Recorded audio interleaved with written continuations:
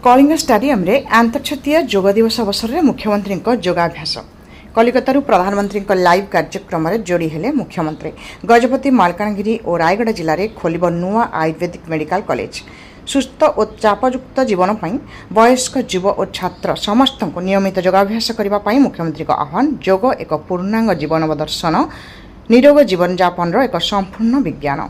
भुवनेश्वर स्थित कलिंग स्टाडियम ठारे आज अंतर्जातीय योग दिवस 2026 अनुष्ठित हो जाइछि। एही अवसर में मुख्यमंत्री श्री मोहन चरण माझी मुख्य अतिथि भाव जोगदे योग को शारीरिक बौद्धिक और आध्यात्मिकतार एक अपूर्व संगम भाव अभिहित करिसेंति। मुख्यमंत्री कहिसेंति जे योग कौनसी निर्दिष्ट धर्म मध्य सीमित नुहे बरं मानव चेतनार विकास पई एक विश्वव्यापी अमूल्य उपहार। यशस्वी प्रधानमंत्री श्री नरेंद्र मोदी दूरदृष्टि जोगु आज योग विश्व स्तर में स्वीकृति लाभ कर भारतर सांस्कृतिक गौरव को प्रतिष्ठित करिछि बोली से प्रकाश करछन्ति। चलित वर्ष योग दिवस विषय वस्तु योगा फॉर हेल्दी एजिंग बा निरोग और सुस्थ जीवन पाई योग।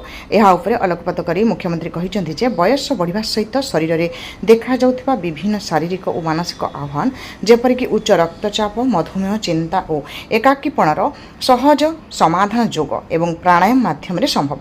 राज्यर वयोज्येष्ठ नागरिक मान सुस्थता समाज पर एक अमूल्य संपद बोली से मत व्यक्त करी। आज डिजिटल जुग में मोबाइल और सोशल मीडिया रे व्यस्त रहुथिबा युवापीढ़ी को मानसिक चापमुक्त करने प्रतिदिन अति कम 20-30 मिनिट योग करने को से परामर्श देते। राज्य स्वास्थ्य सेवा एवं प्राचीन चिकित्सा पद्धतिर विकास पाई सरकार प्रतिबद्धता प्रकाश कर मुख्यमंत्री घोषणा करछन्ति आयुष स्वास्थ्य सेवा व्यवस्था को अधिक सुदृढ़ करने गजपति मालकानगिरी और रायगढ़ जिले में 3टी नुआ आयुर्वेदिक मेडिकल कॉलेज प्रतिष्ठा कर जटणीर बिंझगिरिटारे 20 एकर परिमित अंचल एक अत्याधुनिक योग और नेचुरोपैथी अनुष्ठान निर्माण चलता बेले रायरंगपुर ठारे केंद्रीय आयुर्वेदिक मेडिकल कॉलेज शिलान्यास कर सरकार योग को विद्यालय पाठ्यक्रम और जनस्वास्थ्य कार्यक्रम में सामिल करने पदक्षेप नेउथिबा से सूचना देइछन्ति। एटार सूचनायोग्य जे कलिकतार प्रसारित यशस्वी प्रधानमंत्री नरेंद्र मोदी जी अंतर्जातीय योग दिवस उपलक्षे लाइव योग कार्यक्रम में भार्चुअल माध्यम मुख्यमंत्री सामिल होते। प्रधानमंत्री संबोधन पर मुख्यमंत्री निजे